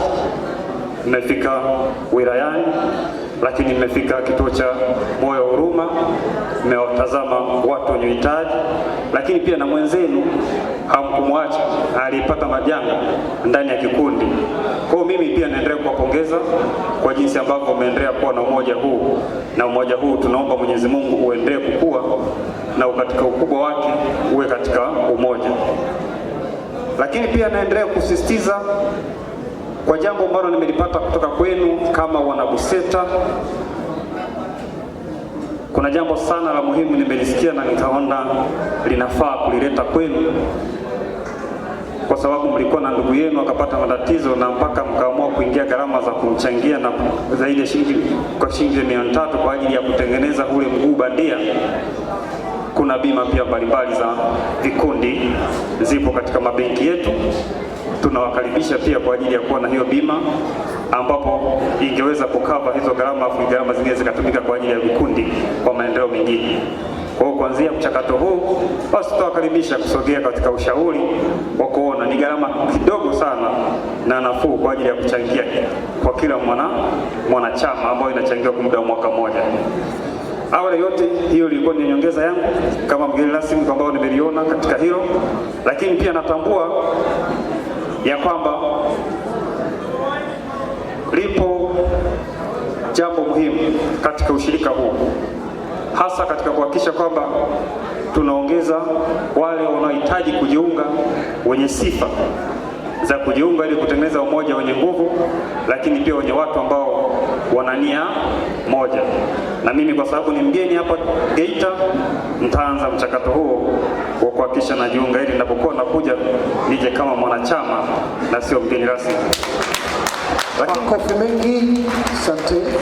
Lakini pia nipende kuongezea kidogo. Umoja wetu huu, shida inapotokea haipigi hodi wala kusemesha ni lini inakuja. Kwa hiyo tunapokuwa tumetengeneza umoja ambao tunajiwekea kidogo kidogo kwa ajili ya michango ya kusaidiana katika raha na shida, ni nyenzo muhimu sana ya kuheshimu kwa wanachama wote, kuhakikisha kwamba tuna utii umoja na tunauthamini, na tunaona ni njia moja hapo sasa pale ambapo nimepata shida, nimepata raha ya kuchangia pamoja, basi wanachama wote wanashiriki katika umoja na kuamua kushiriki katika upendo. Hiyo ni msisitizo, lakini pia nimeona niendelee kuongea hapo. Mwenyekiti umekumbushia, lakini katika hotuba yenu nimeongelea vizuri kwamba mnahitaji kuwa na gari, na nimeona hapo jinsi ambavyo mnaendelea kujichanga. na sisi kama taasisi za fedha kwa upande wa vikundi tutaangalia na kamati, kumbe kuna kitu kinaitwa asset financing, kwamba tuna finance asset, mnakuwa mnalipa kidogo kidogo, lakini mnakuwa kama hiyo asset ilikuwa inatakiwa iwe ya biashara, lakini kwa sababu asset hiyo ni kwa ajili ya mazingira ya kusaidiana pale ambapo mnasafirisha mwanachama, hiyo basi inabidi tu tujichange mpaka iweze kufika, kwa sababu sio ya kibiashara, unless kama ingekuwa ni kibiashara. Kofia nyingine, mimi ni Deus Mwita, naomba nijitambulishe, ni manager Mkombozi Commercial Bank tawi la Geita. Namalizia sasa kwa kujitambulisha mimi ni nani, lakini pia niwakaribishe. Benki yetu ipo hapa karibu, Fatima. Tunawakaribisha sana, tunatoa huduma zote ambazo benki zingine zinatoa, ikiwepo na hii ambayo nimeitaja mwishoni, purchasing of equipment, au kununua vifaa au kununua magari au kuweza kufinance vitu vyote ambavyo unavihitaji. Hiyo ni fursa zipo. Mimi niwakaribishe pale, karibuni sana, uwe na akaunti yako. Tuna akaunti pia ambayo ni kwa ajili ya kutunza fedha, halafu inakuzalishia faida. Kwa hiyo mimi nakaribisha sana, na mwenyekiti, kwa hayo naomba niwashukuru sana na BUSETA wote pamoja na wafanyabiashara na ndugu marafiki wa BUSETA pamoja na viongozi wote ambao wapo hapa wamehakikisha tupo, lakini pia pamoja na eneo hili tunao mheshimiwa diwani, nitambua uwepo wake na rafiki wa maendeleo katika eneo hili. Asanteni sana wana BUSETA, oye oye. Asante sana mheshimiwa mgeni rasmi ambaye pia ni meneja wa benki ya Mkombozi. Kama ambavyo umeweza kuambiwa kwamba Mkombozi benki wana fursa mbalimbali. Nikombe mheshimiwa meneja na mheshimiwa mgeni rasmi, wakati hujaketi basi tafadhali na meza kuu tuweze kupita hapa mbele kwa ajili ya kuweza, najua ni swala la hiari na ni swala la kujitolea, na naamini kwamba tulikuwa tujaweka mazingira safi, lakini karibu sana. Tafadhali naomba tukaribie meza kuu, karibuni sana hapa mbele.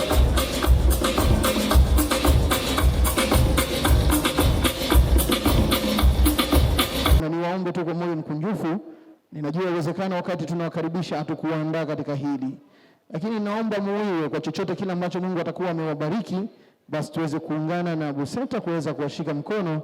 Ninaamini ndondondo si chururu. Leo tunaweza tukapata milioni 5, milioni 10, katika ile milioni ngapi ikawa imepunguza ile idadi. Kwa hiyo tafadhalini sana, naomba tushirikiane na mheshimiwa mgeni rasmi ambaye ni manager. Nitakuomba basi utaweza kuongoza jopo hili la changizo fupi kwa kuweza kuwakaribisha wote ambao wanastahili kushiriki zoezi hili. Kwa hiyo tafadhali naomba mpatie kipaza sauti mheshimiwa mgeni rasmi kwa ajili ya shughuli hii. Asante DJ, wakati anapatiwa kipaza sauti.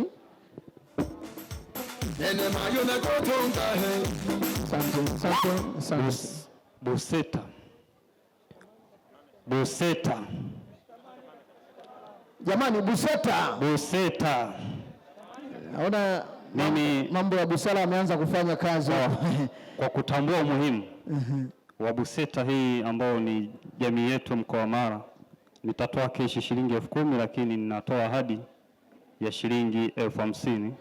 Keshi 10,000, jumla itakuwa 60,000. 60,000 na ahadi ya shilingi 50,000. Haya, karibuni viongozi pia. Unajua siku zote mwenye msiba analia na yeye na mwenye msiba wenzake. Kwa hiyo viongozi karibuni sana. Sauti ya BUSETA, nami naungana na mgeni wetu, nachangia shilingi 50,000. 50,000.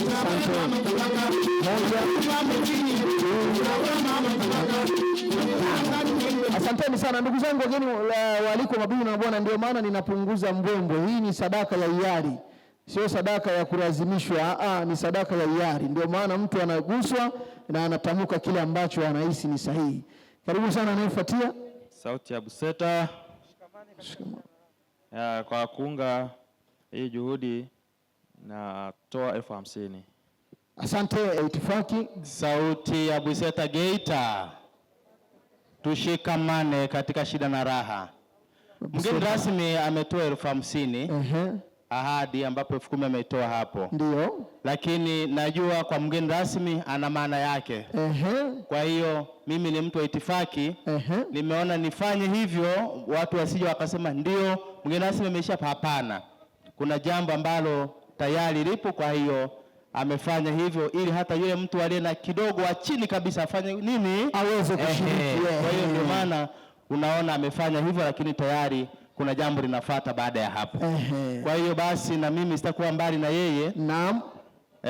Nitaweka hiyo 50,000 ili walau na mgeni rasmi yeye najua kuna masifuri kule mengi ambayo tayari logistics zimeshafanyika na kuna kitu kinaendelea. Nimeona niseme hivi kwa sababu tayari kuna hundi tunayo mezani. Asante sana. Rasmi. Kuna hundi ambayo kwa kuwa ndio sehemu ya kusemea, naomba tu niseme wazi. Karibu sana.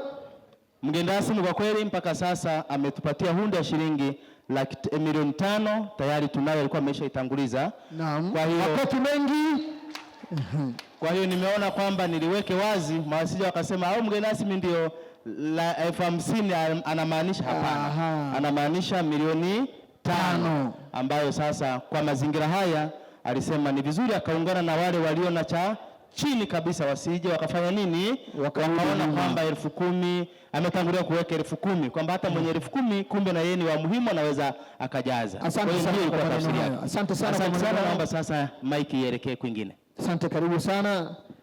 Ile umeshaiweka umweti? Ile ndio naiweka.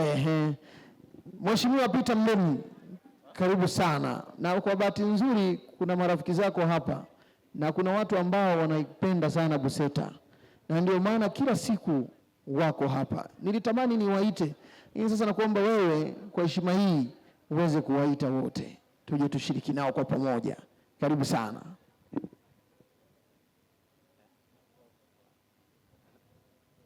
DJ. Asante studio. Mnasemezana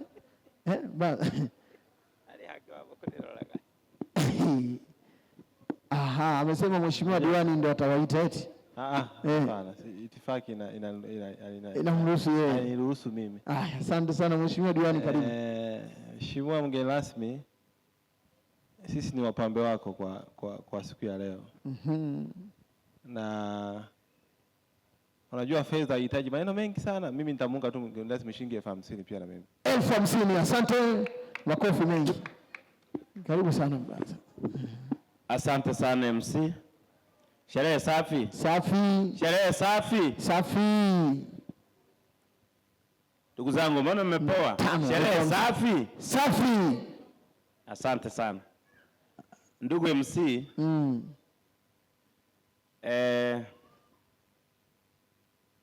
Kuna kamsemo huo kanasema kilio na wenyewe. Kilio na wenyewe kwa kweli. Kwa hiyo ni kweli tunao marafiki zetu, kaka zetu, baba zetu. Lakini niwaombe sasa wale wenye kilio, wana Buseta, tusogee hapa. Wote popote mlipo tuje. Asibaki huko mezani, wana Buseta wote. DJ walete wana Buseta. Wana Buseta tuje wote.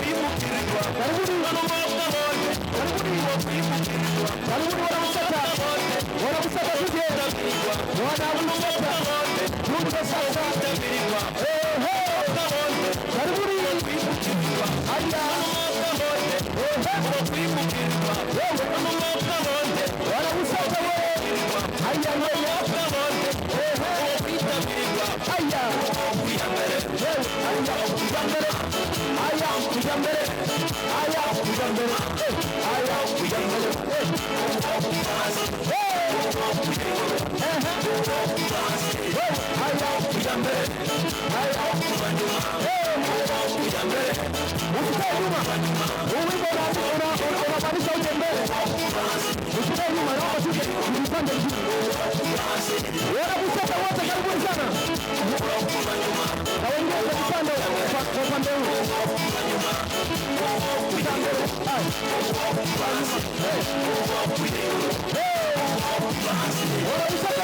Ambaye amekaa huko mwambie bwana tumeitwa huku mbele. Jose.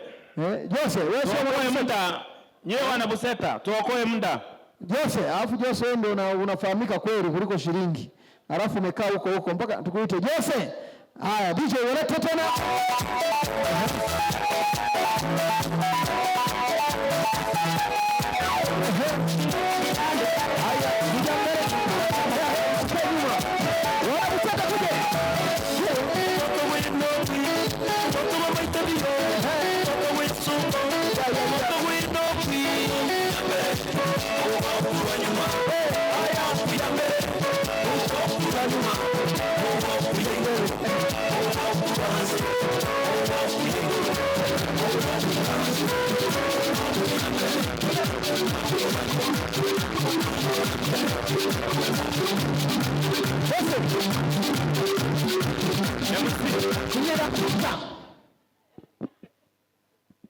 Jamani, tupunguze maua, weka mboga. Tupunguze nini?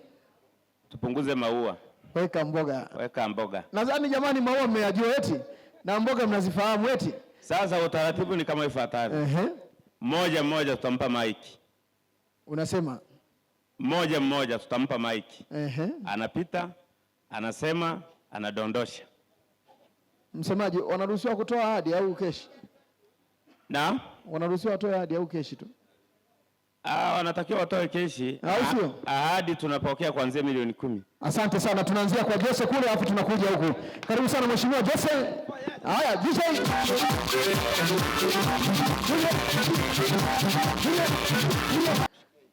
Eta mboga mwita. Mboga. DJ wakati anapiga mboga wewe.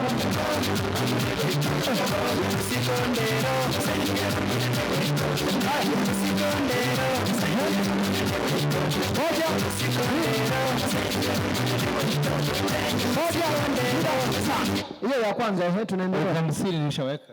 50 mbona ina nini? Haya brother, karibu hapa mwenye kofia. DJ twende kasi. Wewe.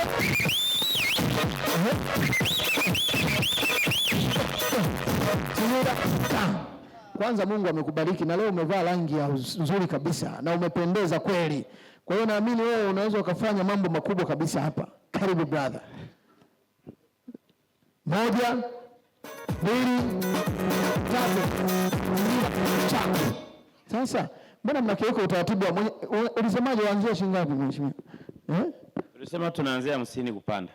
Kwa hiyo arudi tena eti? Hakuna aliyetoa chini ya 50. Hakuna aliyetoa Aha, kwa hiyo wako sawa. Tunaanzia 50 kupanda juu. Brother no, kuna 20 kumbe hapo kwako. DJ mlete. 1, 2, 3. Mzee wa bima, tuje kazi. Tunakwenda hivi alafu tunakwenda hivi. Mzee wa bima twende. DJ mlete.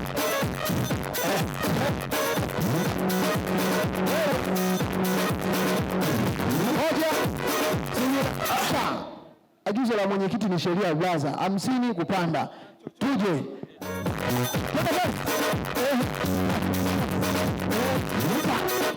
Anasema hivi atarudi tena. Umemruhusu mwenyekiti? Mwingine. Haya, karibu anayefuatia. DJ Ulete. Mama karibu.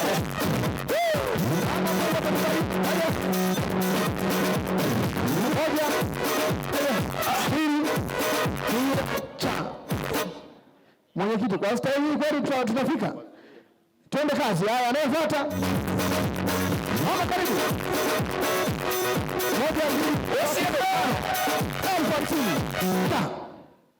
1, 2, 3, 4, 5. 50 cash. Asante. Anayefuata. Ndugu yangu hilo.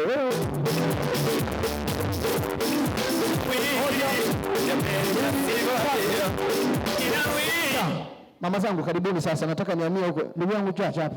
Naona karibia eti. Haya, twende kazi DJ. 30,000. Anaahidi 30,000. Nani anayo noti?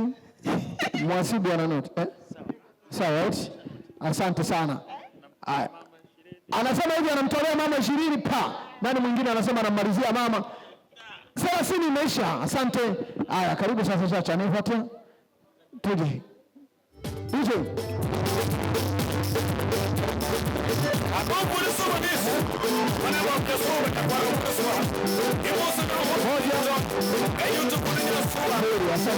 Asante. Mama pale nyuma. Karibu sana mama mwingine na wewe uje. Karibu sana. DJ mlete.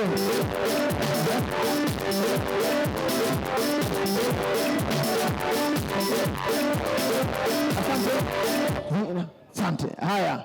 Ni mkaribisha anayefuatia. Bwana karibu. Aliyesema kwamba tunatoa 50,000. Ndio. Mwenyekiti, mimi naomba nimwombe radhi. Sawa. Wana Buseta tuna utaratibu. Naam. wana uwezo wa kutoa zaidi ya hiyo hela. Tupate siku 5, mimi na 100,000 hapa, hao wengine wanaofuatia watu watatoa zaidi ya hapa. Asante sana. Kwa hiyo kesh natoa 20,000 hapa. Leo muda wa siku 5. Tusibanane hapa. Asante sana. Asante, twende kazi.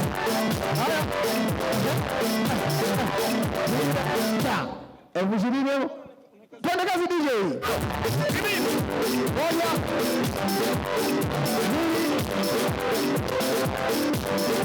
Tatu. 20. Karibu. Aya, tunahamia sasa upande huu. Tuanzie hapo tunaenda hivi. Karibuni sana. Umekubali? Twende kazi. Karibuni sana. DJ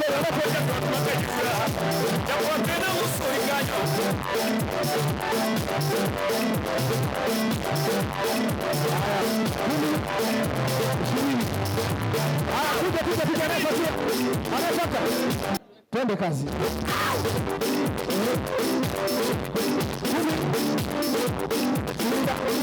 Kwa sababu wanaoseta mmesema mkiandaliwa mnafanyaga mambo mazuri, twendeni sasa. DJ twende.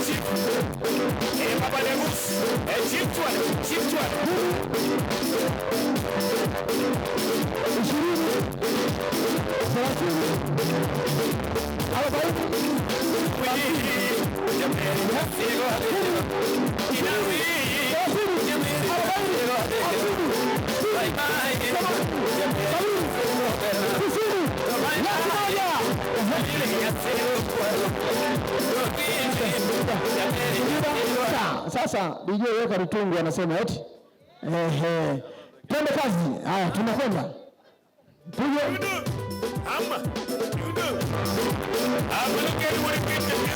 Haya, tunakwenda. Tuje.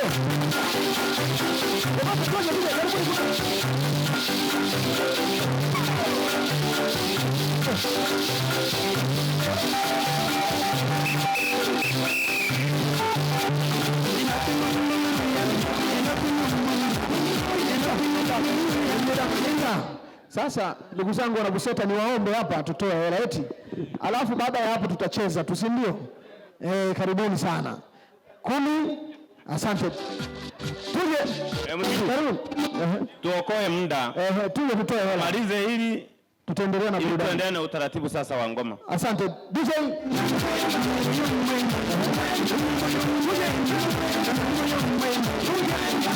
Moja. Mbili kwa pale zote. 3.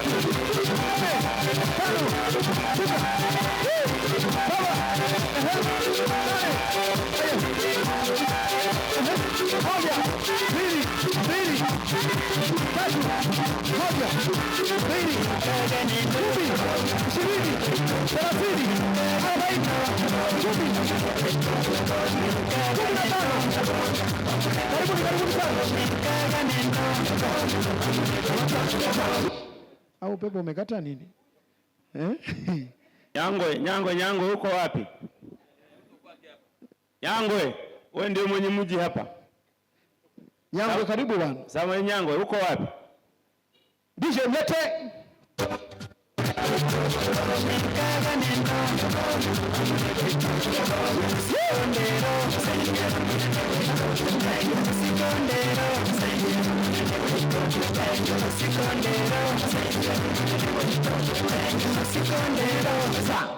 Haya, karibu sasa ndugu yangu Mlaza Peter Mlimi, karibu sana. 100,000. Asanteni sana, niwashukuru sana wana Buseta kwa namna na jinsi ambavyo mmeweza kujitoa, lakini wewe ambao umeunyuti sasa, na wewe ujiongeze tu, uje hivi hivi kimya kimya. Asante DJ, walete watoto wanaondoka. Wana Buseta, asanteni sana. Hata mkarudi.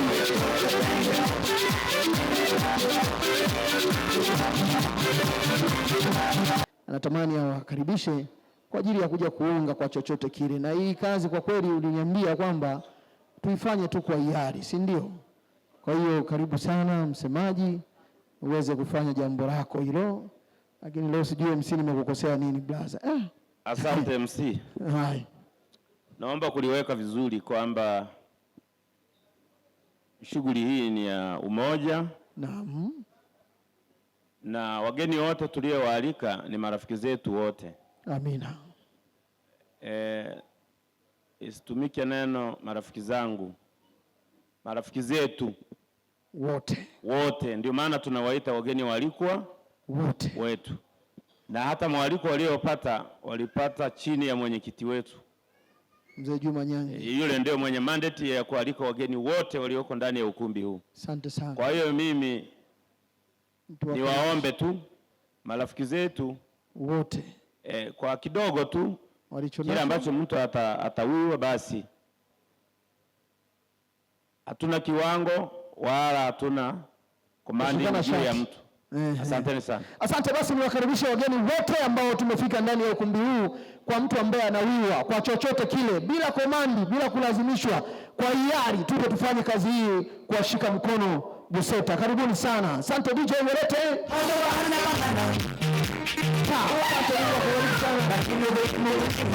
Asante sana brother. Laki moja asante sana. Karibuni sana. Asante sana.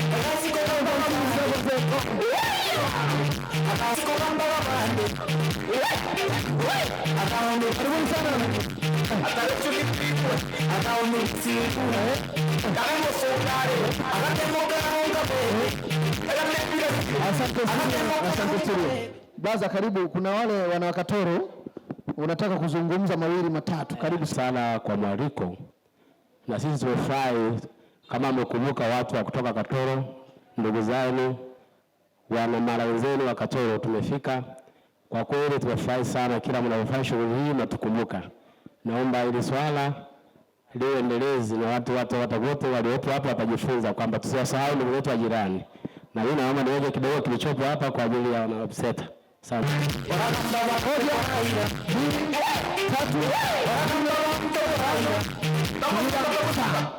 Asanteni sana, nishukuru sana meza kuu kwa namna na jinsi ambavyo mmeweza kusimamia shughuli hii. Lakini mheshimiwa mgeni rasmi, nikushukuru sana, na mimi nimefanya shughuli njema, shughuli ya kumtukuza Mungu, lakini shughuli ya kuunganisha umoja huu. Basi niweze kuwarudisha tena muweze kuketi itable, lakini pia niwaombe wale wote ambao mnatamani kushiriki, basi wageni wengine wote tuje tuweze kushiriki kwa pamoja baraka hizi.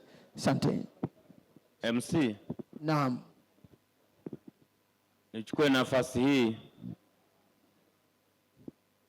kwanza kumshukuru mgeni rasmi. Amina. Kukubali kuja, lakini vile vile nichukue nafasi hii kuwashukuru wageni waaliko wote kwa namna ya pekee, kwa sababu mwaliko huu ukuu wa lazima ulikuwa ni wa hiari. Kwa hiyo mtu alikuwa anaweza kuacha kuja na kulikuwa hakuna mtu wa kumuuliza. Kwa hiyo niwashukuru wote, lakini vile vile niombe kutoa rai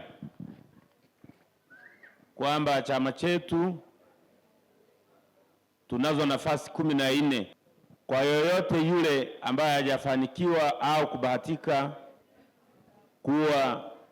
kujiunga na kikundi chetu au chama chetu, zipo nafasi 14 ambazo ziko wazi, zinahitaji wanachama wapya kuzijaza.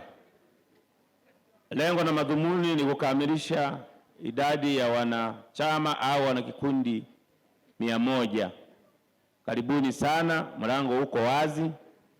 Pale utakapohitaji kuingia au kujiunga, utapata taratibu zote alafu kisha utapata nafasi ya kujiunga.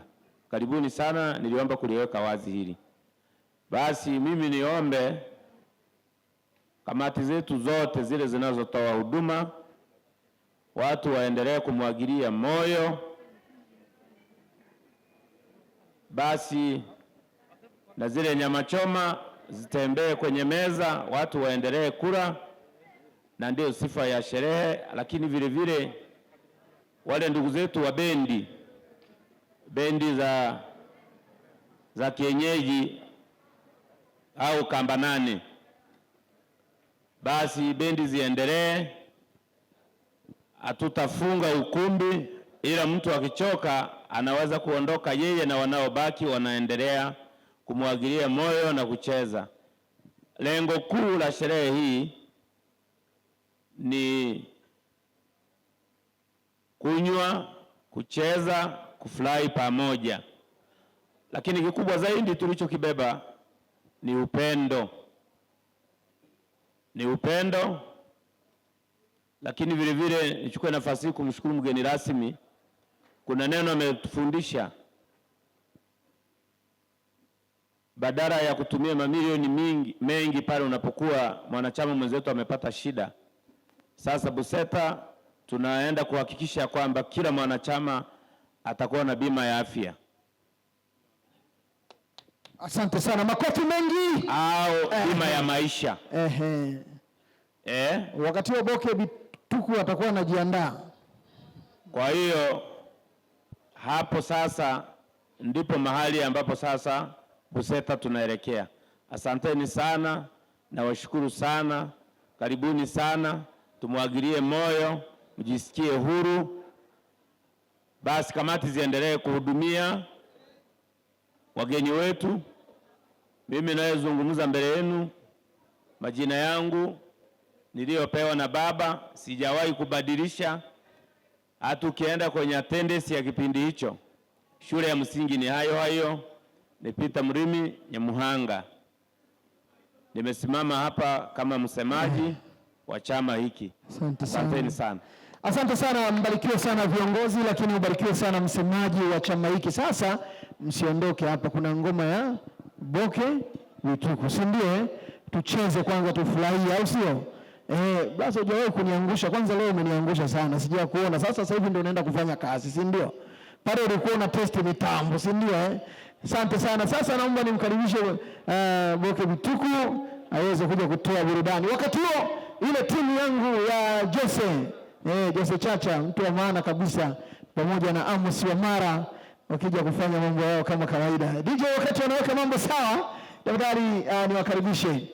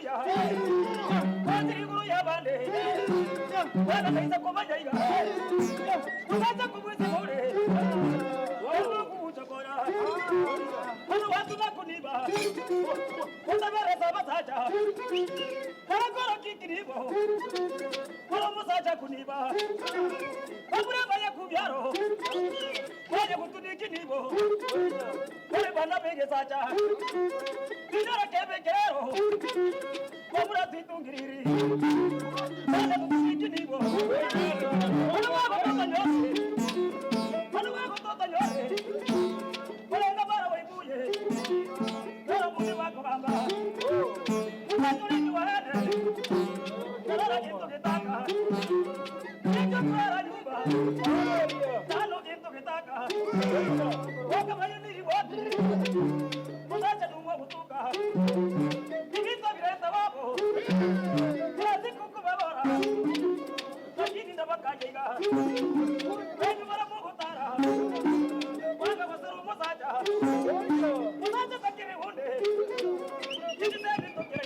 Hey!